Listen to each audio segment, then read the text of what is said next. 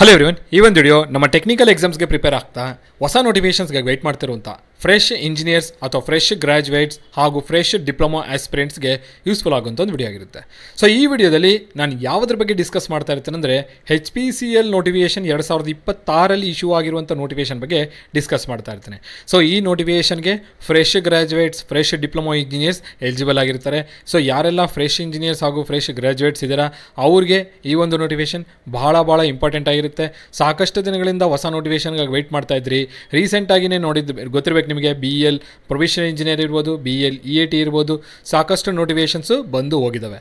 ಈಗ ಮತ್ತೊಂದು ಅಪಾರ್ಚುನಿಟಿ ಬಂದಿದೆ, central government job, PSU job ಅಂತ ಅನ್ಬೋದು, ಪಬ್ಲಿಕ್ ಸೆಕ್ಟರ್ ಅಂಡರ್ಟೇಕಿಂಗ್ ಜಾಬ್ ಅಂತ ಅನ್ಬೋದು. ಯಾಕಂದರೆ HPCL ಇದೊಂದು ಮಹಾರಥನ್ ಕಂಪನಿ ಆಗಿರುತ್ತೆ, ಇದೊಂದು PSU ಆಗಿರುತ್ತೆ. ಇದರಲ್ಲಿ ಮೆಕ್ಯಾನಿಕಲ್, ಎಲೆಕ್ಟ್ರಿಕಲ್, ಸಿವಿಲ್, ಕೆಮಿಕಲ್ ಹಾಗೂ BSc ಗ್ರ್ಯಾಜುಯೇಟ್ಸ್ಗೆ ಓಪನಿಂಗ್ಸ್ ಇದ್ದಾವೆ. ಸೊ ಇದು ಪರ್ಮನೆಂಟ್ ಜಾಬ್ ಆಗಿರುತ್ತೆ, ಅಂದರೆ ರೆಗ್ಯುಲರ್ ಜಾಬ್ ಆಗಿರುತ್ತೆ. ಯಾವುದೇ ಥರದ ಕಾಂಟ್ರಾಕ್ಟ್ ಬೇಸಿಸ್ ಆಗಲಿ, ಟೆಂಪರವರಿ ಬೇಸಿಸ್ ಜಾಬ್ ಆಗಿರಲ್ಲ. So permanent job, regular job ಆಗಿರುತ್ತೆ. ಸೊ ಯಾರೆಲ್ಲ ಇಂಜಿನಿಯರಿಂಗ್ ಆಸ್ಪಿರೆಂಟ್ಸ್, ಡಿಪ್ಲೊಮಾ ಆಸ್ಪಿರೆಂಟ್ಸ್ ಇದ್ದೀರಾ, ಫೈನಲ್ ಇಯರ್ ಆಸ್ಪಿರೆಂಟ್ಸು ಹಾಗೂ ಫೈನಲ್ ಇಂಜಿನಿಯರಿಂಗಲ್ಲಿ ಅಥವಾ ಫೈನಲ್ ಸೆಮಿಸ್ಟ್ರಲ್ಲಿ ಓದ್ತಿರುವಂಥ ಆಸ್ಪಿರೆಂಟ್ಸು, ಫೈನಲ್ ಸೆಮಿಸ್ಟ್ರಲ್ಲಿ ಓದ್ತಿರುವಂಥ ಡಿಪ್ಲೊಮಾ ಆಗಿರ್ಬೋದು ಅಥವಾ ಇಂಜಿನಿಯರಿಂಗ್ ಓದ್ತಿರ್ಬೋದು. ಸೊ ಅಂಥ ಆಸ್ಪಿರೆಂಟ್ಸ್ನು ಈ ಒಂದು ನೋಟಿಫಿಕೇಷನ್ಗೆ ಎಲಿಜಿಬಲ್ ಆಗಿರ್ತಾರೆ. ಸೊ ಡಿಪ್ಲೊಮಾ ಕಂಪ್ಲೀಟ್ ಆಗಿರಬೇಕು ಅಥವಾ ಇಂಜಿನಿಯರಿಂಗ್ ಕಂಪ್ಲೀಟ್ ಆಗಿರುವಂಥವ್ರು ಹಾಗೂ ಡಿಪ್ಲೊಮಾ ಮತ್ತು ಇಂಜಿನಿಯರಿಂಗಲ್ಲಿ ಫೈನಲ್ ಸೆಮಿಸ್ಟ್ರಲ್ಲಿ ಪ್ರಿಪೇರ್ ಇರುವಂಥ ಆಸ್ಪಿರೆಂಟ್ಸು, ಫೈನಲ್ ಸೆಮಿಸ್ಟ್ರಲ್ಲಿ ಓದ್ತಿರುವಂಥ ಆಸ್ಪಿರೆಂಟ್ಸ್ಗೆ ಈ ನೋಟಿಫಿಕೇಷನು ಅಪ್ಲೈ ಮಾಡ್ಬೋದು. ಸೊ ನೋಡೋಣ ಈ ನೋಟಿಫಿಕೇಷನಲ್ಲಿ ಯಾವ ಡಿಪಾರ್ಟ್ಮೆಂಟ್ಗೆ ಎಷ್ಟೆಷ್ಟು ವೇಕೆನ್ಸೀಸ್ ಇದೆ, ಅಫಿಷಿಯಲ್ ನೋಟಿಫಿಕೇಷನ್ ಏನಿದೆ ಅಂತೇಳಿ ಒಂದು ಸಲ ನೋಡ್ಕೊತ ಹೋಗೋಣ. ಸೊ ನಾನು ನಿಮಗೆ ಈಗಾಗಲೇ ಹೇಳಿದಂತೆ ಡಿಪ್ಲೊಮಾ ಅಥವಾ BE ಫೈನಲ್ ಇಯರಲ್ಲಿದ್ದರೂ ನೀವು ಅಪ್ಲೈ ಮಾಡ್ಕೊಳ್ಬೋದು. ಮೆಕ್ಯಾನಿಕಲ್, ಎಲೆಕ್ಟ್ರಿಕಲ್, ಸಿವಿಲ್, ಕೆಮಿಕಲ್ ಮತ್ತು BSc ಈ ಎಲ್ಲ ಆಸ್ಪಿರೆಂಟ್ಸ್ಗೆ ಹ್ಯೂಜ್ ನಂಬರ್ ಆಫ್ ವೇಕೆನ್ಸೀಸ್ ಇದೆ. ಸೊ ಅಫಿಷಿಯಲ್ ನೋಟಿಫಿಕೇಷನ್ ಕಡೆ ನೋಡೋದಾದರೆ ಇಲ್ಲಿ ನೋಡಿ, ಇದು ಬೇಸಿಕ್ ನೋಟಿಫಿಕೇಷನ್ ಇರೋದು, ಯಾರಿಗೆಲ್ಲ ಓಪನಿಂಗ್ಸ್ ಇದೆ, ನೋಟಿಫಿಕೇಷನ್ ಯಾವಾಗ ಸ್ಟಾರ್ಟ್ ಇದು, ಯಾವಾಗ ಎಂಡಿಂಗ್ ಆಗುತ್ತೆ ಅನ್ನೋದ್ರ ಬಗ್ಗೆ ನಿಮ್ಗೆ ಗೊತ್ತಾಗಬೇಕು. ನೋಡಿ 25ನೇ ತಾರೀಕು ಫೆಬ್ರವರಿ ಈಗಾಗಲೇ ಸ್ಟಾರ್ಟ್ ಆಗಿದೆ. ಇದನ್ನು ನಾನು ಈಗಾಗಲೇ ಅಪ್ಲೋಡ್ ಮಾಡಬೇಕಾಯಿತು, ಬಟ್ ಕರ್ನಾಟಕ ಅಪ್ಲೈ ಮಾಡದೇ ಇರ್ಬೋದು ಅಂತೇಳಿ ನಾನು ಇದನ್ನು ಅಪ್ಲೋಡ್ ಮಾಡಿರಲಿಲ್ಲ. ಬಟ್ ಇನ್ನೂ ದಿನಗಳಿದೆ, ಸಾಕಷ್ಟು ಫ್ರೆಶ್ ಇಂಜಿನಿಯರಿಂಗ್ ಗ್ರಾಜ್ಯುಯೇಟ್ಸ್ ಇದ್ದೀರಾ. ಸೊ ಇದೊಂದು ಅಪಾರ್ಚುನಿಟಿನ ಯೂಸ್ ಮಾಡ್ಕೊಳ್ಳಿ ಅಂತೇಳಿ ಈ ಒಂದು ನೋಟಿಫಿಕೇಷನ್ನ ನಾನು ಅಪ್ಡೇಟ್ ಮಾಡ್ತಾಯಿದ್ದೀನಿ. ಸೊ 26 ಫೆಬ್ರವರಿ ಅಪ್ಲಿಕೇಶನ್ ಹಾಕೋದಕ್ಕೆ ಸ್ಟಾರ್ಟ್ ಆಗಿದೆ. ಇದೇ ತಿಂಗಳು 25ನೇ ತಾರೀಕಿಗೆ ಕೊನೆ ದಿನಾಂಕ ಆಗಿರುತ್ತೆ. ಯಾರಿಗೆಲ್ಲ ಓಪನಿಂಗ್ಸ್ ಇದೆ ನೋಡಿ, ಫ್ರೆಶ್ ಗ್ರಾಜ್ಯುಯೇಟ್ಸು ಹಾಗೂ ಎಕ್ಸ್ಪೀರಿಯನ್ಸ್ಡ್ ಪ್ರೊಫೆಷನಲ್ಸ್ಗೂ ನೋಟಿಫಿಕೇಷನ್ ಇದು. So graduate engineers, diploma engineers, quality ಕಂಟ್ರೋಲಲ್ಲಿ ಮಾಡಿರೋರಿಗೆ, ಫೈರ್ ಆ್ಯಂಡ್ ಸೇಫ್ಟಿ ಮಾಡಿರೋರಿಗೆ, ಫೈನಾನ್ಸಲ್ಲಿ ಮಾಡಿರೋರಿಗೆ, HR ಅಲ್ಲಿರೋರಿಗೆ, information system, Hindi officers, junior executive assistants, ಈ ಎಲ್ಲ ಪೋಸ್ಟ್ಗಳಿಗೆ ವೇಕೆನ್ಸೀಸ್ ಇದೆ. ಈ ಎಲ್ಲ ಕ್ವಾಲಿಫಿಕೇಷನ್ಸ್ಗೆ ವೇಕೆನ್ಸೀಸ್ ಇದೆ. ನೋಡೋಣ ಎಕ್ಸ್ಪೀರಿಯನ್ಸ್ನೂ ಅಷ್ಟೇ, ಎಕ್ಸ್ಪೀರಿಯನ್ಸ್ ಮೇಲೂ ಕೇಳಿದ್ದಾರೆ. ಗುಡ್ ನಂಬರ್ ಆಫ್ ಸ್ಯಾಲರಿ ಇದೆ, ಗುಡ್ ಸ್ಯಾಲರಿ ಇದೆ, ಇನ್ ಹ್ಯಾಂಡ್ ಸ್ಯಾಲರಿ. ಸೊ ಈ ಒಂದು ಅಪಾರ್ಚುನಿಟಿನ ಬಿಟ್ಕೊಳಕ್ಕೆ ಹೋಗಬೇಡಿ. ಸೊ ಡೀಟೇಲ್ಡ್ ನೋಟಿಫಿಕೇಷನ್ ನಾವು ನೋಡೋದಾದರೆ ನೋಡಿ, ಇಲ್ಲಿ ಇದು ಕಂಪ್ನಿ ನಾನು ನಿಮ್ಗೆ ಈಗಾಗಲೇ ಹೇಳಿದಂತೆ ಇದೊಂದು PSU ಕಂಪ್ನಿ ಅಥವಾ central public sector enterprises, CPSE ಅಂತ ಹೇಳ್ತೀವಿ. ಯಾವುದ್ರಲ್ಲಿ ಬರುತ್ತೆ? ಮಹಾರಥನ್ ಕಂಪ್ನಿಯಲ್ಲಿ ಬರುತ್ತೆ. ಮಹಾರಥನ್ ಕಂಪ್ನಿ ಗುಡ್ ಕಂಪ್ನಿ. ಸೊ ಈ ಒಂದು ನೋಟಿಫಿಕೇಷನ್ನ ಬಿಡೋಕ್ಕೆ ಹೋಗಬೇಡಿ, ಅಪ್ಲೈ ಮಾಡಿ ಮೊದಲದಾಗಿ. ಸೊ ನೋಟಿಫಿಕೇಷನಲ್ಲಿ ನಾನು ಈಗಾಗಲೇ ನಿಮ್ಗೆ ಹೇಳಿದಂತೆ ಯಾವಾಗ ಸ್ಟಾರ್ಟ್ ಆಗಿದೆ, 25ನೇ ತಾರೀಕು ಫೆಬ್ರವರಿ ತಿಂಗಳಲ್ಲಿ ಸ್ಟಾರ್ಟ್ ಆಗಿದೆ. ಫೆಬ್ರವರಿ 25ಕ್ಕೆ ಸ್ಟಾರ್ಟ್ ಆಗಿದೆ ಈಗಾಗಲೇ. 25 ಮಾರ್ಚ್ಗೆ ಎಂಡ್ ಆಗೋಗುತ್ತೆ. ರಾತ್ರಿ 11:59ಕ್ಕೆ ನೋಟಿಫಿಕೇಷನು ಅಪ್ಲೈ ಮಾಡೋದು ಡಿಸೇಬಲ್ ಆಗೋಗುತ್ತೆ. ಸೊ ಆದಷ್ಟು ಬೇಗನೆ ಅಪ್ಲೈ ಮಾಡ್ಕೊಳ್ಳಿ.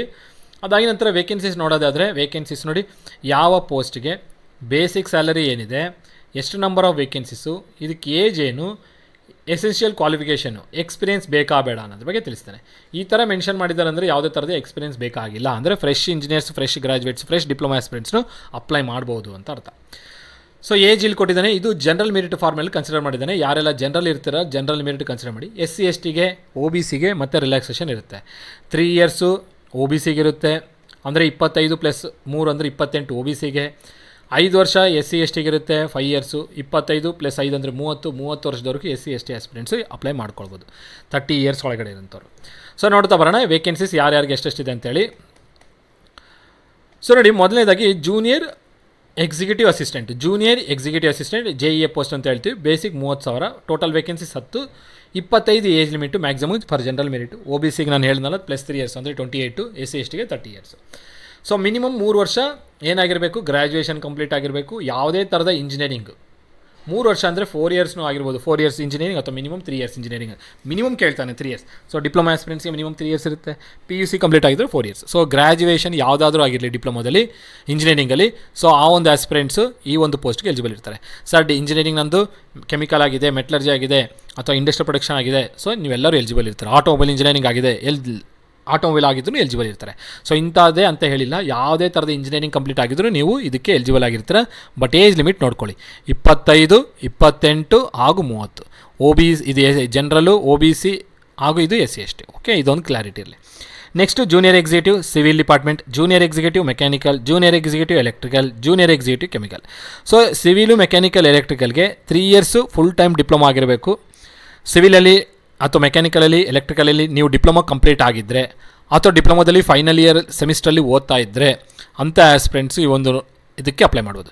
ಇಲ್ಲಿ ನೋಡ್ತಾ ಇದ್ದರೆ ನೀವು ನೋಡ್ಬೋದು, ಇಲ್ಲಿ ಮೆಕ್ಯಾನಿಕಲ್ಗೆ 207 ವೇಕೆನ್ಸಿ, ಎಲೆಕ್ಟ್ರಿಕಲ್ ಇಂಜಿನಿಯರಿಂಗ್ಗೆ 117 ವೇಕೆನ್ಸಿ ಇದೆ. Good number of vacancies for mechanical and electrical. So ದೊಡ್ಡ ಸಂಖ್ಯೆಯಲ್ಲಿ ವೇಕೆನ್ಸೀಸ್ ಇದೆ. ಸೊ ಯಾರೆಲ್ಲ ಡಿಪ್ಲೊಮಾ ಕಂಪ್ಲೀಟ್ ಮಾಡಿಕೊಂಡು ಫ್ರೆಷರ್ಸು ವೆಯ್ಟ್ ಮಾಡ್ತಿದ್ದಾರೆ ಗೌರ್ಮೆಂಟ್ ಜಾಬ್ಸ್ಗಾಗಿ, ಈ ಒಂದು ನೋಟಿಫಿಕೇಷನ್ ನಿಮಗೆ ಗುಡ್ ಆಪರ್ಚುನಿಟಿ ಅಂತ ಅನ್ಬೋದು, ಅಪ್ಲೈ ಮಾಡ್ಕೊಳ್ಳಿ. ಅದೇ ರೀತಿಯಲ್ಲಿ ಕೆಮಿಕಲ್ ನೋಡಿ, 3 years full time diploma in chemical engineering. So diploma in mechanical, electrical, civil ಹಾಗೂ ಕೆಮಿಕಲ್ ಆಗಿದ್ದರೆ ಈ ಒಂದು ವೇಕೆನ್ಸೀಸ್ಗೆ ನೀವು ಎಲಿಜಿಬಲ್ ಆಗಿರ್ತೀರ. ಸೊ ಯಾವುದೇ ಥರದ ಎಕ್ಸ್ಪೀರಿಯನ್ಸ್ ಬೇಕಾಗಿಲ್ಲ. ಫ್ರೆಷರ್ಸ್ ನಾನು ಹೇಳಿದ್ನಲ್ಲ, ಈ ಥರ ಮೆನ್ಷನ್ ಮಾಡಿಲ್ಲ ಅಂದರೆ ಫ್ರೆಷರ್ಸ್ ಅಪ್ಲೈ ಮಾಡ್ಬೋದು ಅಂತೇಳಿ. ಜೂನಿಯರ್ ಎಕ್ಸಿಕ್ಯೂಟಿವ್ ಕ್ವಾಲಿಟಿ ಕಂಟ್ರೋಲ್, ಇದೂ ಅಷ್ಟೇ 3 years full time regular graduation ಕೆಮಿಸ್ಟ್ರಿಯಲ್ಲಿ, BSc ಕೆಮಿಸ್ಟ್ರಿ ಆಗಿದ್ದರೆ ಇದಕ್ಕೆ ಎಲಿಜಿಬಲ್ ಇರ್ತೀರ. 12 ವೇಕೆನ್ಸೀಸ್ ಇದೆ ನೋಡಿ. ಜೂನಿಯರ್ ಎಕ್ಸಿಕ್ಯೂಟಿವ್ HR, ಇದಕ್ಕೆ ಏನಂತ ಕೇಳಿದ್ರೆ 3 ಇಯರ್ಸ್ ಫುಲ್ ಟೈಮು BBA ಅಥವಾ BBA ಹಾನರ್ಸು ಅಥವಾ BMS ವಿತ್ HR ಸ್ಪೆಷಲೈಸೇಷನ್ ಆಗಿರಬೇಕು ಅಂತ ಹೇಳಿದರೆ ಮೊತ್ತ 5 ವೇಕೆನ್ಸೀಸ್ ಇದೆ. ಫೈರ್ ಆ್ಯಂಡ್ ಸೇಫ್ಟಿನಲ್ಲಿ 16 ವೇಕೆನ್ಸೀಸ್ ಇದೆ. ಇದಕ್ಕೆ ಎನಿ ಸೈನ್ಸ್ ಗ್ರಾಜ್ಯುಯೇಟ್, ಯಾವುದೇ ಥರದ ಸೈನ್ಸ್ ಗ್ರಾಜ್ಯುಯೇಟ್, BScನಲ್ಲಿ BSc ಕೆಮಿಸ್ಟ್ರಿ, CBZ ಆಗಿರ್ಬೋದು ಅಥವಾ PCM ಆಗಿರ್ಬೋದು, ಯಾವುದಾದ್ರೂ ಆಗಿರ್ಬೋದು, ಅದರ ಜೊತೆಗೆ diploma in fire and safety ಆಗಿರಬೇಕು ಅಂತ ಹೇಳ್ತಾರೆ. ವಿತ್ ಹೆವಿ ವೆಹಿಕಲ್ ಲೈಸೆನ್ಸ್ ಇರಬೇಕು, ಆವಾಗ ನೀವು ಇದಕ್ಕೆ ಎಲಿಜಿಬಲ್ ಆಗಿರ್ತಾರೆ. ಇದ್ರ ಬಗ್ಗೆ ಕ್ಲಿಯರಾಗಿ ನೋಡ್ಕೊಳ್ಳಿ ಅಫಿಷಿಯಲ್ ನೋಟಿಫಿಕೇಷನ್ನ. ಅದಾಗಿ ನಂತರ ನೋಡಿ, ಇಲ್ಲಿವರೆಗೂ ನಾವು ಡಿಪ್ಲೊಮಾದ ನೋಡ್ತೀವಿ. ಈಗ ಇಂಜಿನಿಯರಿಂಗ್ ನೋಡೋದು ನೋಡಿ. 4 ಇಯರ್ಸು ಫುಲ್ ಟೈಮ್ ಆಗಿರಬೇಕು, 4 years full time regular engineering course ಆಗಿರಬೇಕು. ಮೆಕ್ಯಾನಿಕಲ್ ಇಂಜಿನಿಯರಿಂಗ್ ಆಸ್ಪಿರೆಂಟ್ಸು ಮೊತ್ತ 72 ವೇಕೆನ್ಸೀಸ್ ಇದೆ. Basic salary 50,000. Age limit 25. So ಈಗಾಗಲೇ ಹೇಳಿದಂತೆ 25, 28, 30 ಜನರಲ್, OBC, SC/ST. ಸೊ ಇದೊಂದು ನೆನಪಿರಲಿ. 75 ವೇಕೆನ್ಸಿ ಮೆಕ್ಯಾನಿಕಲ್ಗಿದೆ ನೋಡಿ. ಸೊ ಡಿಪ್ಲೊಮಾಗೆ 205, ಮೆಕ್ಯಾನಿಕಲ್ಗೆ ಅದೇ ಥರನೇ ಇಂಜಿನಿಯರಿಂಗ್ಗೆ 75 ವೇಕೆನ್ಸೀಸ್ ಇದೆ. ಅದೇ ರೀತಿಯಲ್ಲಿ electrical, civil, chemical engineering 4 years engineering ಅಂದರೆ 4 ಇಯರ್ಸ್ ಓದಿರುವಂಥ ಕೋರ್ಸ್ ಆಗಿರಬೇಕು. ಡಿಪ್ಲೊಮಾ ಕಂಪ್ಲೀಟ್ ಆಗಿ ಇಂಜಿನಿಯರಿಂಗ್ ಕಂಪ್ಲೀಟ್ ಆಗಿದ್ದರೂ ಎಲಿಜಿಬಲ್ ಆಗಿರ್ತೀರ. ಸೊ ಅಪ್ಲೈ ಮಾಡ್ಕೊಳ್ಬೋದು ಇದಕ್ಕೆ.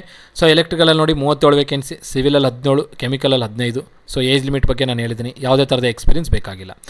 ಆಫೀಸರ್ ಫೈನಾನ್ಸು ಇದೂ ಅಷ್ಟೇ ಸಾಕಷ್ಟು ವೇಕೆನ್ಸೀಸ್ ಇದೇ ರೀತಿಯಲ್ಲಿ ಎಲ್ಲದನ್ನೂ ಕೊಟ್ಟಿದ್ದಾರೆ. ಸ್ವಲ್ಪ ಡೀಟೇಲ್ಡಾಗಿ ನೋಡ್ಕೊತ ಬನ್ನಿ ಯಾವುದಕ್ಕೆ ಇದೆ ಅಂತೇಳಿ. ಈ ಒಂದು ಅಫಿಷಿಯಲ್ ನೋಟಿಫಿಕೇಷನ್ನು ನೀವು HPCL ಅಫಿಷಿಯಲ್ ವೆಬ್ಸೈಟಿಂದ ಡೌನ್ಲೋಡ್ ಮಾಡ್ಕೊಳ್ಬೋದು. ಸೊ ಅದನ್ನು ಹೇಗೆ ಡೌನ್ಲೋಡ್ ಮಾಡಬೇಕಂತ ನಾನು ತೋರಿಸ್ಕೊಡ್ತೀನಿ. ಸೊ ಸಿಮಿಲರಾಗಿ ಇಲ್ಲೂ ಕೊಟ್ಟಿದ್ದಾರೆ ನೋಡಿ, ಎಲ್ಲ ವೇಕೆನ್ಸೀಸ್ ಇದ್ದಾವೆ. ಇದೆಲ್ಲ ಯಾವುದೇ ಥರದ ಎಕ್ಸ್ಪೀರಿಯನ್ಸ್ ಇಲ್ಲದೆ. ಇನ್ನು ಕೆಳಗಡೆ ಎಕ್ಸ್ಪೀರಿಯನ್ಸ್ ಇರುವಂಥದ್ದು ಇಲ್ಲಿ ನೋಡಿ, 3 years experience, 1 year experience. Officer CBG operations 50,000 basic, 2 years full time MSc ಮೈಕ್ರೋಬಯಾಲಜಿನಲ್ಲಿ ಆಗಿರಬೇಕು. ಇದೇ ರೀತಿಯಲ್ಲಿ ಉಳಿಕಿರೋದು ಎಲ್ಲದನ್ನೂ ಕೊಟ್ಟಿದ್ದಾನೆ. ಸೊ ನೋಡ್ಕೊಂಡು ಅಪ್ಲೈ ಮಾಡ್ಕೊಳ್ಬೋದು. ಇಲ್ಲಿ ನೋಡಿ, section engineer, section officer, senior officer ಅಥವಾ assistant manager safety department, Uttar Pradesh posting ಇರುತ್ತೆ. 60,000 ಬೇಸಿಕ್ಕು, 2 ವೇಕೆನ್ಸಿ ಇದೆ. 30ರಿಂದ 33 ವರ್ಷದವರೆಗೆ ಇರೋಂಥವ್ರು ಅಪ್ಲೈ ಮಾಡ್ಬೋದು. ಅದಾದ ನಂತರ 4 times regular engineering, electrical, mechanical, civil ಯಾವುದಾದ್ರೂ ಆಗಿರ್ಬೋದು ಅಂತ ಹೇಳಿದ್ದಾನೆ. ವಿತ್ 5 ಇಯರ್ 8 ಇಯರ್ಸ್ ಎಕ್ಸ್ಪೀರಿಯನ್ಸ್ ಇರಬೇಕು ಅಂತ ಹೇಳ್ತಾನೆ. ಸೊ ಎಲ್ಲದನ್ನು ನೋಡ್ಕೊಳ್ಳಿ, ಎಲ್ಲ ಡೀಟೇಲ್ಡಾಗಿ ನೋಡ್ಕೊಳ್ಳಿ. ನಾನು ನಿಮಗೆ ಹೇಳಬೇಕಾಗಿದ್ದು ಏನಂದರೆ, ಮೆಕ್ಯಾನಿಕಲ್, ಎಲೆಕ್ಟ್ರಿಕಲ್, ಸಿವಿಲ್ ಹಾಗೂ ಕೆಮಿಕಲ್. ಸೊ ಈ 4 ಜನಕ್ಕೂ ನಾನು ಹೇಳಬೇಕಾಗಿತ್ತು. ಇಂಜಿನಿಯರಿಂಗಲ್ಲಿ ನಾನು ನಿಮ್ಗೆ ಈಗಾಗಲೇ ಹೇಳಿದಂತೆ ಮೆಕ್ಯಾನಿಕಲ್ಗೆ 75 ವೇಕೆನ್ಸಿ ಇದೆ. ಇಲ್ಲಿ ಅದೇ ಡಿಪ್ಲೊಮಾಗಾದರೆ 205 ವೇಕೆನ್ಸಿ ಇದೆ. ಇಲ್ಲಿ 117 ವೇಕೆನ್ಸಿ ಇದೆ. ಇಲ್ಲಿ 37 ವೇಕೆನ್ಸಿ ಏನಿದೆ ನೋಡ್ಕೊಳ್ಳಿ. ಇದು ಗುಡ್ ನಂಬರ್ ಆಫ್ ವೇಕೆನ್ಸೀಸ್ ಇದೆ. ಗುಡ್ ಅಪಾರ್ಚುನಿಟಿ ಇದು. ಯಾರೆಲ್ಲ ಇಂಜಿನಿಯರಿಂಗ್ ಕಂಪ್ಲೀಟ್ ಆಗಿದೆ, ಡಿಪ್ಲೊಮಾ ಕಂಪ್ಲೀಟ್ ಆಗಿದೆ, ಸೊ ಚೆನ್ನಾಗಿದೆ, ಅಪ್ಲೈ ಮಾಡ್ಕೊಳ್ಳಿ. ಬೇಸಿಕ್ ಸ್ಯಾಲರಿನೂ ಚೆನ್ನಾಗಿದೆ. ಅದು ಬೇಸಿಕ್ ಸ್ಯಾಲರಿ, ನಿಮ್ಗೆ ಅಲಯನ್ಸಸ್ ಎಲ್ಲ ಇನ್ಕ್ಲೂಡ್ ಆಗುತ್ತೆ. ಸೊ ಈ ನೋಟಿಫಿಕೇಷನಲ್ಲಿ ಇನ್ನೂ ನಿಮಗೆ ಡೀಟೇಲ್ಸ್ ಕೊಟ್ಟಿದ್ದಾನೆ, ಏನಿದೆ ಅಂತೇಳಿ. ಎಲ್ಲ ನೋಟಿಫಿಕೇಷನ್ ನೋಡ್ಕೊಳ್ತೋಗಿ. ಇನ್ನು ನಿಮ್ಗೆ ಹೇಳ್ಬೇಕಂದ್ರೆ ಇದರೊಳಗಡೆ ನೋಡಿ, ಇದೆಲ್ಲ ಎಕ್ಸ್ಪೀರಿಯೆನ್ಸು, ಸ್ಯಾಲರಿ ಏನೇನಿದೆ ಮತ್ತು ರೆಸ್ಪಾನ್ಸಿಬಿಲಿಟೀಸ್ ಏನಿದೆ ಇಲ್ಲಿ ನೋಡಿ ಇದೆಲ್ಲ. ಮತ್ತು ಅದಾಗಿ ನಂತರ ಇದೊಂದು ನೋಡ್ಕೊಳ್ಬೇಕು ನೀವು, ಬರೀ ಮೆಕ್ಯಾನಿಕಲ್ ಆಗಿರ್ತಾರೆ ಮಾತ್ರನ ಅಥವಾ ಸಬ್ ಬ್ರಾಂಚಸ್ ಆಗಿದ್ದೂ ಅಪ್ಲೈ ಮಾಡ್ಬೋದು ಅಂತ ಕೇಳಿದ್ರೆ ನೋಡಿ, mechanical engineering purely mechanical and automation engineering, mechanical manufacturing science and engineering, mechanical engine ಪ್ರೊಡಕ್ಷನಲ್ಲಿ ಆಗಿರೋರು ಅಥವಾ ಇಂಟಿಗ್ರೇಟೆಡ್ ಕೋರ್ಸು ಡ್ಯುಯಲ್ ಡಿಗ್ರಿ ಆಗಿರೋಂಥವ್ರು ಇವರೆಲ್ಲ ಅಪ್ಲೈ ಮಾಡ್ಕೊಳ್ಳೋದು. ಸೊ ಇದೆಲ್ಲ ಕೊಟ್ಟಿದ್ದಾರೆ, ಇದನ್ನೆಲ್ಲ ಪ್ರಾಪರಾಗಿ ನೋಡ್ಕೊಳ್ಳಿ. ನಿಮ್ಗೆ ಏನಾದರೂ ಡೌಟ್ ಇತ್ತಂದರೆ ಕಮೆಂಟ್ ಬಾಕ್ಸಲ್ಲಿ ಡ್ರಾಪ್ ಮಾಡಿ, ಕಮೆಂಟ್ನ ನೋಡ್ಕೊಂಡು ನಾನು ನಿಮಗೆ ರಿಪ್ಲೈ ಮಾಡ್ತೀನಿ. ಸಿಮಿಲರ್ ಆಗಿ ಇನ್ನು ಕೆಳಗಡೆ ಡೀಟೇಲ್ಸ್ನ ನೋಡ್ತಾ ಹೋಗೋದಾದ್ರೆ ಇದೊಂದು ಭಾಳ ಇಂಪಾರ್ಟೆಂಟು. ಇಲ್ಲಿ ನೋಡಿ ಪರ್ಸೆಂಟೇಜ್ ಬಗ್ಗೆನೂ ಕ್ಲಿಯರಾಗಿ ಮೆನ್ಷನ್ ಮಾಡಿದ್ದಾರೆ. ಪರ್ಸೆಂಟೇಜ್ ಬಗ್ಗೆ ನಾನು ನಿಮಗೆ ಹೇಳೋದಾದರೆ minimum marks required in qualifying degree R diploma. So ಇದು ಈ ಕ್ಯಾಂಡಿಡೇಟ್ಸ್ಗೆ CA ಆ್ಯಂಡ್ CMA ಕೋರ್ಸ್ ಅವರವ್ರಿಗೆ. ಇಲ್ಲಿರೋರ್ಗೂ ಅಷ್ಟೇ 50-60% ಕೇಳಿರ್ತಾರೆ, ಅದನ್ನು ಒಂದು ಸ್ವಲ್ಪ ನೋಡ್ಕೊಳ್ಬೇಕು. ಎಲ್ಲರೂ ಅಪ್ಲೈ ಮಾಡಬೇಕಾ ಅಥವಾ ಮಾಡೋಕ್ಕೆ ಬರಲ್ವಾ ಅಂತಂದರೆ ಇಲ್ಲಿ ನೋಡಿ, ಆಲ್ ಅದರ್ ಪೋಸ್ಟ್. ಸೊ ನಾನು ಏನೆಲ್ಲ ಡಿಪ್ಲೊಮಾ ಮತ್ತು ಮೆಕ್ಯಾನಿಕಲ್ಗೆ ಹೇಳಿದ್ನಲ್ಲ ಆ ವೇಕೆನ್ಸೀಸ್ಗೆ ಮಿನಿಮಮ್ 65% ಇರಬೇಕು ಫಾರ್ UR OBC EWSಗೆ. ಅದೇ 55% ಆದರೆ SC ST PWD candidates. So ನಿಮಗೆ ಎಷ್ಟು ವೇಕೆನ್ಸೀಸ್ ಅಂತ ಗೊತ್ತಾಯಿತು. ಆದಮೇಲೆ ಡೇಟ್ ಯಾವಾಗ ಸ್ಟಾರ್ಟ್ ಆಗುತ್ತೆ, ಯಾವಾಗ ಕ್ಲೋಸ್ ಆಗುತ್ತೆ ಅನ್ನೋದ್ರ ಬಗ್ಗೆ ಹೇಳಿದೆ. ಕ್ವಾಲಿಫಿಕೇಷನ್ ಏನಂತ ಹೇಳಿದೆ, ಎಕ್ಸ್ಪೀರಿಯನ್ಸ್ ಬೇಕಾ ಬೇಡ ಅಂತ ಅನ್ನೋದ್ರ ಬಗ್ಗೆ ತಿಳಿಸಿದೆ. ಈಗ ಮಾರ್ಕ್ಸ್ ಪರ್ಸೆಂಟೇಜ್ ಬಗ್ಗೆ ಬಂದರೆ UR ಮತ್ತು OBC ಕ್ಯಾಂಡಿಡೇಟ್ಸು EWS ಕ್ಯಾಂಡಿಡೇಟ್ಸ್ ಆದರೆ ನಿಮಗೆ 65% ಇರಲೇಬೇಕು ಕಂಪಲ್ಸರಿ, ಡಿಪ್ಲೊಮಾ ಆಗಲಿ ಇಂಜಿನಿಯರಿಂಗ್ ಆಗಲಿ. ಅದೇ SC ST ಹಾಗೂ PWBD ಕ್ಯಾಂಡಿಡೇಟ್ಸ್ಗಾದರೆ 55% ಇದ್ದರೂ ನಮಗೆ ನಡೆಯುತ್ತೆ. ಓವರಾಲ್ ಅಗ್ರಿಗೇಟ್ ಪರ್ಸೆಂಟು ಇಷ್ಟು ಪರ್ಸೆಂಟ್ ಇದ್ದರೂ ನಡೆಯುತ್ತೆ. 54.25 ಇದ್ದರೂ ನೀವು ಇನ್ಎಲಿಜಿಬಲ್ ಆಗೋಗ್ತೀರಾ. ಸೊ ನೋಡ್ಕೊಂಡು ಅಪ್ಲೈ ಮಾಡ್ಕೊಳ್ಳಿ. ಅದಾಗಿನ ನಂತರ ನೆಕ್ಸ್ಟ್ ಜಾಬ್ ರೋಲ್. ಇದೆಲ್ಲ ಜಾಬ್ ರೋಲ್ ಏನೇನು, ಯಾರ್ಯಾರಿಗೆ ಏನೇನು ಕೆಲಸ ಇರುತ್ತೆ, ನೀವು ಜಾಯ್ನ್ ಆಗಿದ ನಂತರ ಅನ್ನೋದ್ರ ಬಗ್ಗೆ ಡೀಟೇಲ್ಸ್ ಕೊಟ್ಟಿರ್ತಾರೆ. ಪ್ರತಿಯೊಂದು ಪೋಸ್ಟ್ದ್ರೂ ಜಾಬ್ ಡಿಸ್ಕ್ರಿಪ್ಷನ್ ಕೊಟ್ಟಿರ್ತಾರೆ. ನೀವು ಬೇಕಂದರೆ ಡಾಕ್ಯುಮೆಂಟ್ನ ಡೌನ್ಲೋಡ್ ಮಾಡಿಕೊಂಡು ಪ್ರತಿಯೊಂದು ನಾವು ಓದ್ಕೊತ ಹೋಗ್ಬೋದು. ನಾನು ನಿಮಗೆ ಇಲ್ಲಿ ಶಾರ್ಟ್ ಆಗಲಿ ಅಂತೇಳಿ ಈ ಒಂದು ಡಾಟಾನ ನಿಮ್ಗೆ ಹೇಳ್ತಾ ಇಲ್ಲ, ಡೀಟೇಲ್ಡಾಗಿ ಹೇಳ್ತಾ ಹೋದರೆ ವೀಡಿಯೋ ಲೆಂತಿ ಜಾಸ್ತಿ ಆಗ್ತಾ ಹೋಗುತ್ತೆ. ಸೊ ನೋಡಿ, ಎಲ್ಲ ಡಿಸ್ಕ್ರಿಪ್ಷನ್ ಇದು, ಜಾಬ್ ಡಿಸ್ಕ್ರಿಪ್ಷನ್, ಆ ಒಂದು ಪೋಸ್ಟಿನ ಡಿಸ್ಕ್ರಿಪ್ಷನ್ ಇರುತ್ತೆ. ನೀವೇನು ನಿಮ್ಮ ಕೆಲಸ ಏನು ಕಂಪ್ನಿಯಲ್ಲಿ, ಆರ್ಗನೈಸೇಷನಲ್ಲಿ ನೀವೇನು ಮಾಡಬೇಕು ಅನ್ನೋದ್ರ ಬಗ್ಗೆ. ಅದಾಗಿ ನಂತರ ಇಲ್ಲಿ ನಿಮಗೆ ಯಾವ ರೀತಿಯಲ್ಲಿ ಎಕ್ಸಾಮ್ ಪ್ರಾಸೆಸ್ ಏನು ಎಂತ ಅಂತೇಳಿ ಡೀಟೇಲ್ಡಾಗಿ ಹೇಳಿಲ್ಲ, ಬಟ್ ಒಂದಿಷ್ಟು ಪಾರ್ಟನ್ನು ಹೇಳಿದರೆ. ಸೆಲೆಕ್ಷನ್ ಪ್ರಾಸೆಸ್ ಯಾವ ಥರ ಇರುತ್ತೆ ಅಂದರೆ CBT ಕಂಡಕ್ಟ್ ಮಾಡ್ತಾರೆ. ಅದಾಗಿ ನಂತರ ನಿಮಗೆ ಟೈಪಿಂಗ್ ಟೆಸ್ಟು, ಕೆಲವು ಪೋಸ್ಟ್ಗೆ ಟೈಪಿಂಗ್ ಟೆಸ್ಟ್ ಇರುತ್ತೆ, ಕೆಲವು ಪೋಸ್ಟ್ಗೆ ಟೈಪಿಂಗ್ ಟೆಸ್ಟ್ ಇರಲ್ಲ. ಗ್ರೂಪ್ ಟಾಸ್ಕು, ಗ್ರೂಪ್ ಡಿಸ್ಕಷನ್ ಕೆಲವು ಪೋಸ್ಟಿಗೆ ಇರುತ್ತೆ, ಕೆಲವು ಟೆಸ್ಟ್ಗಿರಲ್ಲ. ಸ್ಕಿಲ್ ಟೆಸ್ಟು, ಡಿಪ್ಲೊಮಾ ಆದರೆ ಸ್ಕಿಲ್ ಟೆಸ್ಟ್ ಇರ್ಬೋದು. ಸೈಕೋಮೆಟ್ರಿ ಅಸೆಸ್ಮೆಂಟ್, ಕೆಲವು ಪೋಸ್ಟ್ಗೆ ಸೈಕೋಮೆಟ್ರಿ ಅಸೆಸ್ಮೆಂಟ್ ಬೇಕಾಗುತ್ತೆ. ಸೊ ಯಾರಿಗೆ ಏನಿದೆ ಅಂತೇಳಿ ಡೀಟೇಲ್ಡಾಗಿ ಹೇಳಿಲ್ಲ, ಅದು ಮುಂದಿನ ದಿನಗಳಲ್ಲಿ ಇನ್ಫಾರ್ಮ್ ಮಾಡ್ತಾರೆ. ಆಗ ಇನ್ಫಾರ್ಮ್ ಮಾಡಿದಾಗ ಆ ಒಂದು ಅಪ್ಡೇಟ್ನ ನಾನು ನಿಮಗೆ ಮೆನ್ಷನ್ ಮಾಡ್ತೀನಿ. ಬಟ್ ನಿಮಗೆ CBT ಅನ್ನೋದೊಂದು ಅರ್ಥ ಮಾಡ್ಕೊಳ್ಳಿ. ಫಸ್ಟ್ ಕಂಪ್ಯೂಟರ್ ಬೇಸ್ಡ್ ಟೆಸ್ಟ್ ಇರುತ್ತೆ, ಅದು ಆಬ್ಜೆಕ್ಟಿವ್ ಕ್ವಶನ್ಸ್ ಇರುತ್ತೆ. ಇದರೊಳಗಡೆ ಏನೇನಿರುತ್ತೆ ಅಂತಂದರೆ ಜನರಲ್ ಆಪ್ಟಿಟ್ಯೂಡ್ ಅಂದರೆ ಇಂಗ್ಲೀಷು, ಆಪ್ಟಿಟ್ಯೂಡು ಮತ್ತು ಇಂಟೆಲಿಜೆನ್ಸ್ ರೀಸನಿಂಗ್ ಇರುತ್ತೆ. ಆದಮೇಲೆ ಟೆಕ್ನಿಕಲ್ ರೌಂಡು ಇರುತ್ತೆ, ಟೆಕ್ನಿಕಲ್ ನಾಲೆಡ್ಜ್ ಇರುತ್ತೆ. ಸೊ ನಿಮಗೆ ಮೇಜರ್ ಮಾರ್ಕ್ಸ್ ಸೇಮ್ 50, 100 ಈ ರೀತಿಯಲ್ಲಿ ಕನ್ಸಿಡರ್ ಮಾಡ್ಬೋದು. ಸೊ ಇದಕ್ಕೆ 25%, ಇದಕ್ಕೆ 75% ಕನ್ಸಿಡರ್ ಮಾಡಿ. 25%, 75% ಟೆಕ್ನಿಕಲ್ಗೆ, 25% ಇದಕ್ಕೆ ಏನು ನಾನ್ ಟೆಕ್ನಿಕಲ್ಗೆ ಇರುತ್ತೆ. ಸೊ CBT ನಿಮಗೆ ಎಕ್ಸ್ಪೆಕ್ಟೆಡ್ ಮಂತು ಮೇ ತಿಂಗಳು 3ನೇ ತಾರೀಕು ಅಂತ ಹೇಳಿದರೆ, ಇದೇ ಡೇಟ್ ಇರ್ಬೋದು, ಇಲ್ಲದೇ ಇರ್ಬೋದು. ಅದಾಗಿ ನಂತರ CBT ಕ್ವಶನ್ಸ್ ಇಲ್ಲಿ based on syllabus, hosted and current careers page. So syllabus ಏನು ಅಂತ ಹೇಳಿ ಇನ್ನೂ ಡೀಟೇಲ್ ಹೇಳಿಲ್ಲ, ಅದನ್ನು ಮುಂದಿನ ದಿನಗಳಲ್ಲಿ ಅಪ್ಡೇಟ್ ಮಾಡ್ತಾರೆ, ಆಗ ನಾನು ನಿಮಗೆ ಅಪ್ಡೇಟ್ ಮಾಡ್ತೀನಿ. Candidates to make note that the syllabus upload on website will be merely indicative in nature and non exhaustive. Questions may be asked from domain and allied domain of the qualifying degree. So ಈ syllabus details ಮುಂದಿನ ದಿನಗಳಲ್ಲಿ update ಮಾಡ್ತಾರೆ, ಆಗ ನಿಮಗೆ update ನಾನು ಕೊಡ್ತೀನಿ. ಆದಮೇಲೆ test question papers will not be disclosed. So ನಿಮಗೆ ಆನ್ಲೈನ್ ಟೆಸ್ಟ್ ಆಗಿರೋ ಕಾರಣದ ಯಾವುದೇ ರೀತಿಯಲ್ಲಿ ನೀವು ಕ್ವಶನ್ ಪೇಪರ್ಸ್ನ ಕ್ಯಾರಿ ಮಾಡಲ್ಲ, ಆಫ್ಲೈನು ಇರಲ್ಲ, ಇದು ಆನ್ಲೈನ್ ಇರುತ್ತೆ. ಅದಾದ ನಂತರ ನೋಡಿ ನೆಕ್ಸ್ಟು ನಿಮಗೆ ಕಟ್ ಆಫು ಅದ್ರ ಬಗ್ಗೆ ಎಲ್ಲ ನಿಮಗೆ ಮುಂದಿನ ದಿನಗಳಲ್ಲಿ ಗೊತ್ತಾಗುತ್ತೆ. ಕ್ವಾಲಿಫೈಯಿಂಗ್ ನೇಚರು, CBTನಲ್ಲಿ ಕ್ವಾಲಿಫೈಯಿಂಗ್ ಪರ್ಸೆಂಟೇಜ್ ಏನನ್ನೋದ್ರ ಬಗ್ಗೆಯೂ ಮುಂದೆ ಅಪ್ಡೇಟ್ ಮಾಡ್ತೀವಿ ಅಂತ ಹೇಳಿದ್ದಾರೆ. ಸೊ ಸಿಮಿಲರ್ ಆಗಿ ಗ್ರೂಪ್ ಡಿಸ್ಕಷನ್ಗೆ ಯಾರಿರುತ್ತೆ, ಸೈಕೋಮೆಟ್ರಿ ಯಾರಿಗಿರುತ್ತೆ, ಸ್ಕಿಲ್ ಟೆಸ್ಟ್ ಯಾರಿರುತ್ತೆ, ಅದೆಲ್ಲ ಡೀಟೇಲ್ಸ್ನ ಇನ್ನೂ ಡೀಟೇಲ್ಡಾಗಿ ಹೇಳಿಲ್ಲ, ಅದು ಮುಂದಿನ ದಿನಗಳಲ್ಲಿ ಹೇಳ್ತಾರೆ ಯಾವ ಪೋಸ್ಟಿಗೆ ಏನು ಬರುತ್ತೆ ಅಂಥೇಳಿ. ಅದನ್ನೆಲ್ಲ ಹೇಳ್ತಿದ್ದೆ ನೋಡಿ. Candidates must secure minimum qualifying marks in each of the applicable selection process stages. ಅಂದರೆ CBT, group discussion, personal interview to be consider for further selection process. So ಇಲ್ಲಿ ಇಂಜಿನಿಯರಿಂಗ್ಸ್ಗಾದರೆ ಇಂಜಿನಿಯರಿಂಗ್ ಓದಿರೋರಿಗೆ CBT ಇರುತ್ತೆ, ಗ್ರೂಪ್ ಡಿಸ್ಕಷನ್ ಇರುತ್ತೆ, personal interview ಇರ್ಬೋದು. ಅದೇ diploma ಇಂಜಿನಿಯರ್ಸ್ಗಾದರೆ computer based test, skill test ಇರ್ಬೋದು, ಗ್ರೂಪ್ ಟಾಸ್ಕೂ ಇರ್ಬೋದು, but computer based test, skill test ಅಂತೂ ಇದ್ದೇ ಇರುತ್ತೆ. ಸೊ ಸಿಮಿಲರ್ ಆಗಿ ಇನ್ನು ನೀವು ನೋಡೋದಾದರೆ ಕೆಳಗಡೆ ಇನ್ನು ಏನೇನು ಕೊಟ್ಟಿದ್ದಾರೆ ಅಂದರೆ ಇಲ್ಲಿ ನೋಡಿ, ಇದು ಒಂದು ಭಾಳ ಇಂಪಾರ್ಟೆಂಟು. ಜಾಯ್ನ್ ಆಗಿದ ನಂತರ ನಿಮಗೆ ಸ್ಯಾಲರಿ ಏನಿರುತ್ತೆ 30,000 ಬೇಸಿಕ್ ಸ್ಯಾಲರಿ ಅಂದರೆ ಓವರಾಲ್ ಆಗಿ CTC ನೀವು 10,88,000 ರೂಪಾಯಿ ಯಾರಿಗಿದು ಡಿಪ್ಲೊಮಾ ಗ್ರ್ಯಾಜುಯೇಟ್ಸ್ಗೆ. ಅದೇ ರೀತಿಯಲ್ಲಿ ಇಂಜಿನಿಯರಿಂಗ್ ಗ್ರ್ಯಾಜುಯೇಟ್ಸ್ಗೆ ಇಲ್ಲಿ ನೋಡಿ 18 ಲಕ್ಷ ಪ್ಯಾಕೇಜ್ ಇರುತ್ತೆ ಇಂಜಿನಿಯರಿಂಗ್ ಗ್ರ್ಯಾಜುಯೇಟ್ಸ್ಗೆ. ಸೊ ಸ್ಯಾಲರಿ ಡೀಟೇಲ್ಸು ಚೆನ್ನಾಗಿದೆ, ನೋಡಿಕೊಂಡು ಜಾಯ್ನ್ ಆಗ್ಬೋದು ನೀವು. ಇದೆಲ್ಲ ಡೀಟೇಲ್ಸ್ನ ನೋಡ್ಕೊಳ್ಬೇಕು ನೀವು.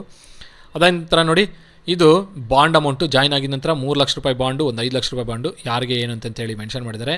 ಯಾವ ಪ್ಯಾಕೇಜ್ ಇರೋರಿಗೆ ಎಷ್ಟೆಷ್ಟು ಬಾಂಡ್ ಬಗ್ಗೆ ಅಂತಲೂ ಹೇಳಿದ್ದಾರೆ. ಆದಮೇಲೆ ರಿಟೆನ್ಷನ್ ಅಮೌಂಟು 5,000 ಡಿಡಕ್ಷನ್ ಮಾಡ್ತಾರೆ ನಿಮ್ಮ ಬರುವಂಥ ಸ್ಯಾಲರಿನಲ್ಲಿ. ಎಷ್ಟು ತಿಂಗಳಂದರೆ 12 ತಿಂಗಳವರೆಗೂ. ಸೊ ಇದು ಒಂದು ರಿಟೆನ್ಷನ್ ಅಮೌಂಟ್ ಅಂತ ಹೇಳಿದ್ದಾರೆ. ಏನಂದರೆ ನೀವು ಜಾಬಲ್ಲಿಂದ ಬಿಡಬಾರ್ದು ಅನ್ನೋದೇಳಿ. The above retention amount deducted shall be released after 3 years without interest. So ನಿಮಗೇನು 1 ವರ್ಷ ಜಾಯ್ನ್ ಆಗ್ತೀರಾ, ಸೆಲೆಕ್ಷನ್ ಆಗಿ ಜಾಯ್ನ್ ಆಗ್ತೀರಾ, ಮೊದಲ 12 ತಿಂಗಳವರೆಗೂ ಈ ರಿಟೆನ್ಷನ್ ಅಮೌಂಟ್ನ ಕಟ್ ಮಾಡ್ಕೊಳ್ತಾ ಹೋಗ್ತಾರೆ. ನಿಮ್ಮ ಸ್ಯಾಲರಿಯಿಂದ ಅಮೌಂಟ್ನ ರಿಟೈನ್ ಮಾಡ್ತಾ ಹೋಗ್ತಾರೆ. ಈ ಅಮೌಂಟ್ನ ನಿಮ್ಗೆ ಯಾವಾಗ ಕೊಡ್ತಾರೆ ಅಂದರೆ 3 ವರ್ಷ ಆಗಿದ ನಂತರ, ನೀವು ಜಾಯ್ನ್ ಆಗಿ 3 ವರ್ಷ ಆಗಿದ ನಂತರ ಆ ರಿಟೆನ್ಷನ್ ಆಗಿರುವಂಥ ಅಮೌಂಟು ಕಂಪ್ಲೀಟಾಗಿ ನಿಮ್ಗೆ ಕೊಡ್ತಾರೆ ವಿತೌಟ್ ಎನಿ ಇಂಟ್ರೆಸ್ಟ್. ಎಷ್ಟು ಅಮೌಂಟ್ ಕಟ್ ಆಗಿರುತ್ತೆ ಅಷ್ಟು ಅಮೌಂಟು ನಿಮಗೆ ಮತ್ತೆ ವಾಪಸ್ ಮಾಡ್ತಾರೆ. In case of resignation before serving the bond period, candidates need to settle the bond amount as per the. So ಹೇಳಿದ್ನಲ್ಲ, ನಿಮಗೆ ಇನ್ ಕೇಸ್ ಏನಾದರೂ ನೀವು ಬಿಡಬೇಕು ಅಂತ ಬಂತು ಅಂದರೆ ಆ ಬಾಂಡ್ ಪೀರಿಯಡ್ ಏನಿರುತ್ತೆ ಆ ಪೀರಿಯಡ್ ಒಳಗಡೆ ನೀವು ಬಿಡ್ತಾ ಇದ್ರೆ ಅಂದರೆ ಬಾಂಡ್ ಅಮೌಂಟ್ ಎಷ್ಟಿರುತ್ತೋ ಅಷ್ಟು ಅಮೌಂಟ್ ಕ್ಲಿಯರ್ ಮಾಡಿ ನೀವು ಬಿಡಬೇಕಾಗುತ್ತೆ ಅಂತ ಹೇಳ್ತಾರೆ. ಸೊ ಇದೆಲ್ಲ ಕಂಪ್ನಿಗಳಲ್ಲಿ ಇರುವಂಥ ಇನ್ಫಾರ್ಮೇಷನ್ ಇದು. ಸೊ ನೋಡ್ಕೊಳ್ಳಿ, ಪೋಸ್ಟಿಂಗು, ಪ್ರೊಬಿಷನರಿ ಪೀರಿಯಡು ಏನೇನಿದೆ, ರಿಲ್ಯಾಕ್ಸೇಷನ್ ಯಾರ್ಯಾರಿಗೆ ಎಷ್ಟೆಷ್ಟಿದೆ. ನಾನು ಹೇಳಿದ್ನಲ್ವ ನಿಮಗೆ ರಿಲ್ಯಾಕ್ಸೇಷನ್ ಯಾರ್ಯಾರಿಗೆ ಎಷ್ಟೆಷ್ಟಿದೆ ಅಂತೇಳಿ, ಸೇಮ್ ಸಿಮಿಲರ್ ಕೇಸ್ ಇದು. ಇಲ್ಲಿ ನೋಡಿ, ಇಲ್ಲಿ ಹೇಳ್ಬೋದು ಕ್ಯಾಟಗರಿ ವೈಸ್ ಡಿಸ್ಟ್ರಿಬ್ಯೂಷನ್ ಇದು. ಸೊ ನಾನು ನಿಮಗೆ ಏನು ಹೇಳಿದ್ನಲ್ಲ, ಯು ಆರ್ ಅಲ್ಲಿ ಯಾರಿಗೆ ಎಷ್ಟೆಷ್ಟು ವೇಕೆನ್ಸೀಸ್ ಇದೆ ಅನ್ನೋದ್ರ ಬಗ್ಗೆ ಹೇಳಿದ್ದಾನೆ. Category wise vacancy distribution is given below. So ಇದೊಂದು ನಿಮಗೆ ವೇಕೆನ್ಸಿ ಡಿಸ್ಟ್ರಿಬ್ಯೂಷನ್ ಇದು ಅಂತ ಹೇಳ್ಬೋದು. ಸೊ ಸಿಮಿಲರಾಗಿ ಇಷ್ಟು ಡೀಟೇಲ್ಸು. ಇದ್ರ ಮೇಲೆ ನಿಮ್ಗೆ ಏನಾದರೂ ಡೌಟ್ ಇತ್ತು ಅಂದರೆ ಕಮೆಂಟ್ ಬಾಕ್ಸಲ್ಲಿ ಡ್ರಾಪ್ ಮಾಡಿ. ಕಮೆಂಟ್ನ ನೋಡ್ಕೊಂಡು ನಾನು ನಿಮ್ಗೆ ರಿಪ್ಲೈ ಮಾಡ್ತೀನಿ. ಸೊ ಯಾವುದೇ ಕಾರಣಕ್ಕೂ ಈ ನೋಟಿಫಿಕೇಷನ್ ಬಿಡೋಕ್ಕೆ ಹೋಗಬೇಡಿ. ಯಾರೆಲ್ಲ ಡಿಪ್ಲೊಮಾ ಕಂಪ್ಲೀಟ್ ಆಗಿ ಜಾಬ್ಗಾಗಿ ವೆಯ್ಟ್ ಮಾಡ್ತಿದ್ದೀರಾ, ಗೌರ್ಮೆಂಟ್ ಜಾಬ್ಸ್ಗಾಗಿ ಪ್ರಿಪೇರ್ ಆಗ್ತಿದ್ದೀರಾ, ಇಂಜಿನಿಯರಿಂಗ್ ಕಂಪ್ಲೀಟ್ ಆಗಿ ಗೌರ್ಮೆಂಟ್ ಜಾಬ್ಸ್ಗೆ ಪ್ರಿಪೇರ್ ಆಗ್ತಿದ್ದೀರಾ, ಜಾಬ್ಸ್ಗಾಗಿ ವೆಯ್ಟ್ ಮಾಡ್ತಿದ್ದೀರಾ, ಈ ಒಂದು ನೋಟಿಫಿಕೇಷನ್ ಯೂಸ್ ಮಾಡ್ಕೊಳ್ಳಿ. ಸೊ ಇಷ್ಟನ್ನು ಹೇಳ್ತಾ ಈ ವಿಡಿಯೋನ ಎಂಡ್ ಮಾಡ್ತೀನಿ. ಈ ವಿಡಿಯೋ ನಿಮಗೆ ಇನ್ಫಾರ್ಮೇಟಿವ್ ಅನಿಸ್ತಂದರೆ ಲೈಕ್ ಮಾಡಿ, ಚಾನಲ್ಗೆ ಸಬ್ಸ್ಕ್ರೈಬ್ ಆಗಿದೆ ಸಬ್ಸ್ಕ್ರೈಬ್ ಮಾಡಿ. ಈ ಒಂದು ನೋಟಿಫಿಕೇಷನನ್ನು ಪ್ರತಿ ಅಪ್ಡೇಟು ನಾನು ನನ್ನ ಚಾನಲಲ್ಲಿ ಕೊಡ್ತಾ ಹೋಗ್ತೀನಿ. ಹಾಲ್ ಟಿಕೆಟ್ ಬಗ್ಗೆ ಇರ್ಬೋದು, ಸಿಲೆಬಸ್ ಬಗ್ಗೆ ಇರ್ಬೋದು, ಯಾವುದೇ ಥರದ ಒಂದು ನೋಟಿಫಿಕೇಷನಲ್ಲಿ ಬದಲಾವಣೆ ಬಂತಂದ್ರೂ ಅದರ ಬಗ್ಗೆ ಅಪ್ಡೇಟ್ನ ನನ್ನ ಚಾನಲಲ್ಲಿ ಕೊಡ್ತಾ ಹೋಗ್ತೀನಿ. ಇಷ್ಟು ಹೇಳ್ತಾ ಈ ವಿಡಿಯೋ ಏನು ಮಾಡ್ತೀನಿ. ಎಲ್ಲರಿಗೂ ಧನ್ಯವಾದಗಳು. Have A nice day.